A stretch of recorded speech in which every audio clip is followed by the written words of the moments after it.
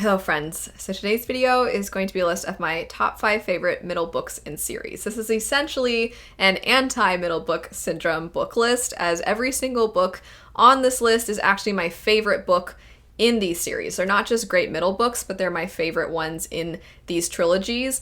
I am not going to go in order of least favorite to favorite or favorite to least favorite, but I am also going to have an honorable mention, so technically there's going to be 6 books mentioned, but kicking off the list, I'm going to start with Before They Are Hanged by Joe Abercrombie. Basically, everybody who loves the First Law trilogy loves Abercrombie's character work. That is the thing that you consistently hear everybody talk about, and you probably feel like you know these characters just from hearing other people talk about them. Even if you haven't read the series, you probably heard about Glocta, you probably heard about Logan Ninefingers. One of the things about an author who writes fantastic characters is that those middle books almost inherently are going to be fantastic, because the first book, it's going to take some time to get to know the characters. Even with how phenomenal Abercrombie writes them, in order to not make them feel cartoonish or like caricatures, you're going to have to give the reader a little bit of time to get to know the characters. And then once you do know them, they feel very real. They feel like a person that you've, well, hopefully not met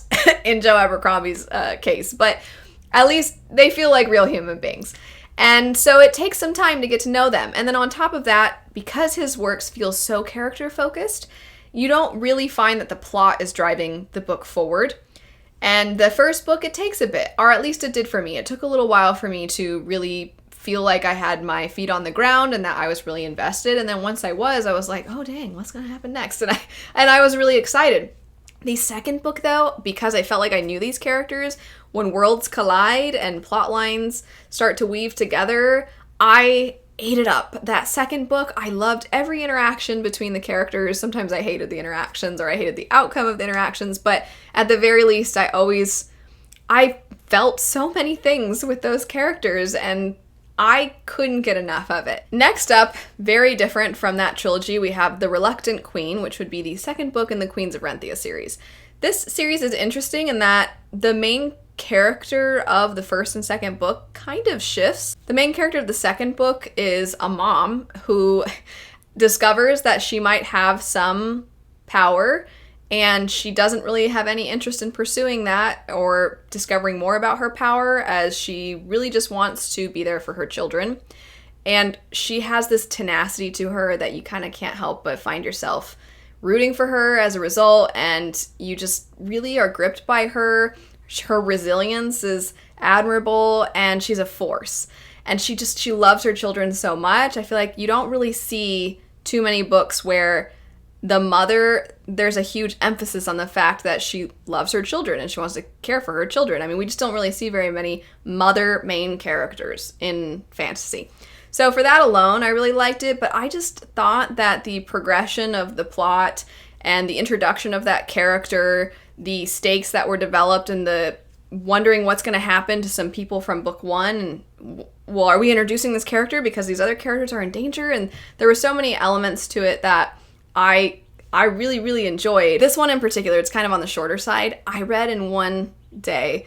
I just couldn't get enough of it. I was so interested. I was interested in this new character meeting old characters and the progression of character relationships. And the setting, of course, in this series, which is a forest setting, is great. And so I was excited to be back in that world as well. I'm going to do the honorable mention next. I purposefully wanted this one to be kind of randomly mixed into the middle of the video, just because I thought it fit the nature of the video here.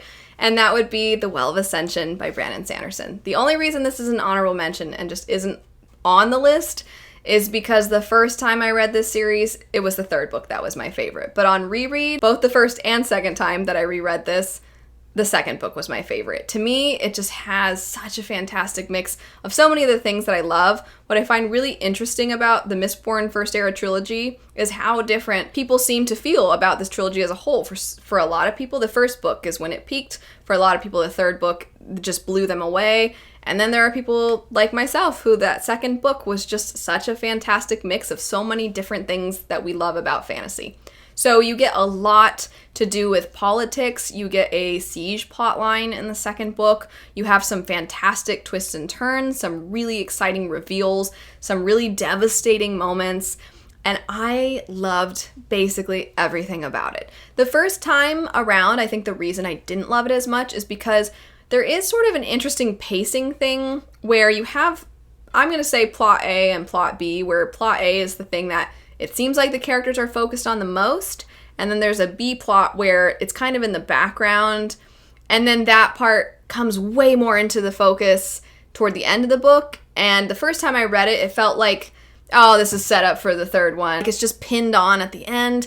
But then when you reread it, you're like, oh my gosh, I see all the hints along the way. And you see the hints even in the first book. And so I loved the second book the first time I read the series. But again, with rereads, I came to appreciate even more the foreshadowing and all of the build up to a lot of it.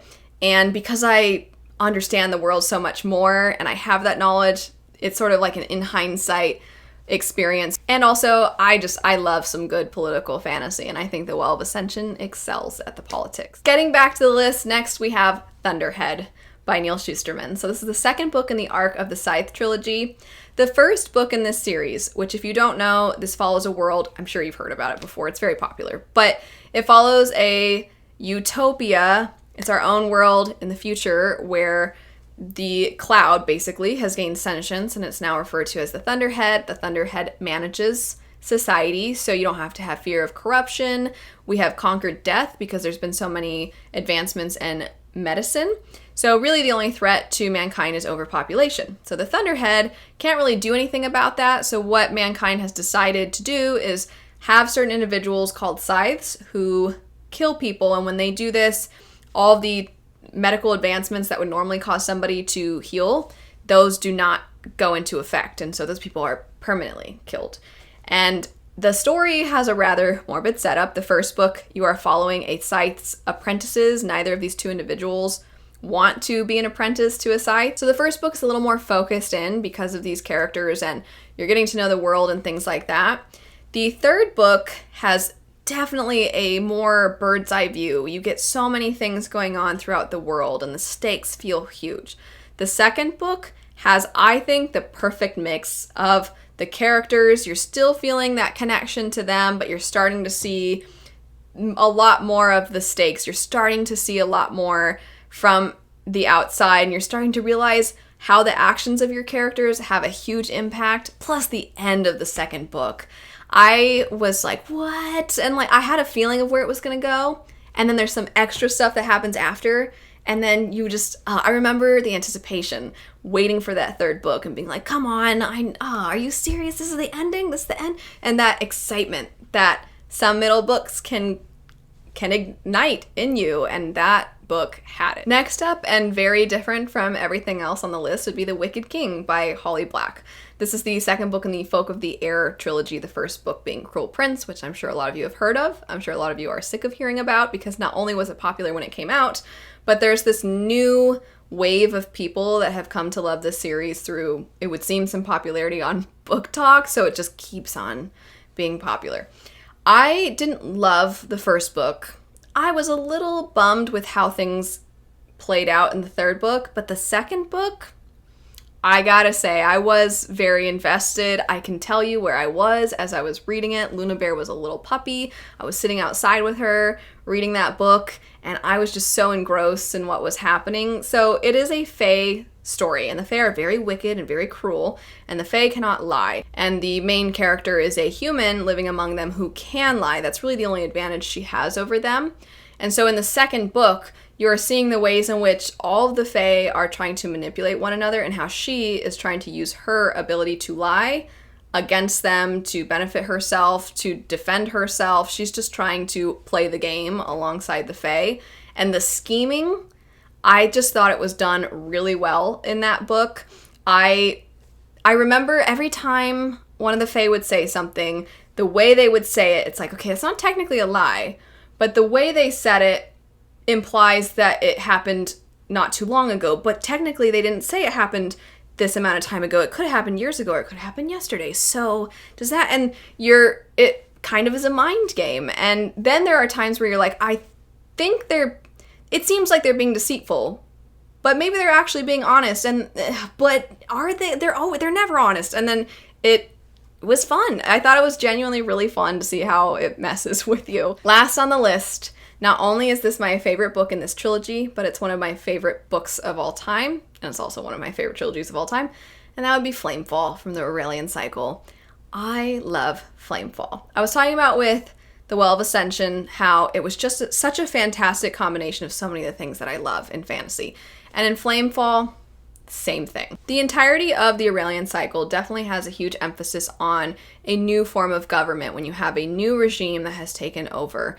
And even though the core principles of this new regime are definitely better overall than the previous one, it still has its flaws. And so you are seeing people who have come out of this revolution who believe in its principles, but also are trying to find ways to ensure that they establish order, because it's very hard to have this transition.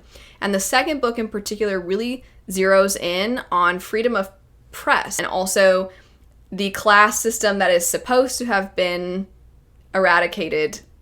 Has it really? And what about the way things were before?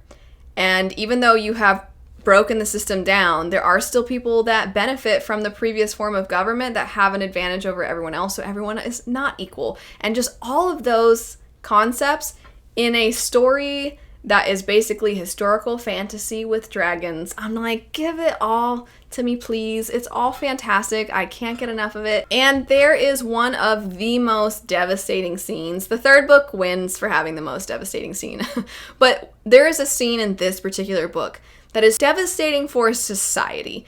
And I find that that is a really hard thing to accomplish in a story, because usually you want that personal connection. Something has to be impactful to the characters, but the characters are so invested in making their country better, in establishing a new form of government to the best of their abilities. And so when this particular devastating thing happens, you just see, it's great. If you've read it, you know exactly what I'm talking about. And on top of all of that, has some of the best villains. Well, one in particular is just absolutely a villain, and there's another character who's just the most frustrating, annoying person. And oh my gosh, do you hate them? So on top of all of that other stuff, you also have the love to hate. That's it for some of my absolute favorite middle books in series. Let me know what you think are some standout middle books. But anyway, thanks so much for watching. I hope you have a lovely rest of your day, and I'll see you all later. Bye.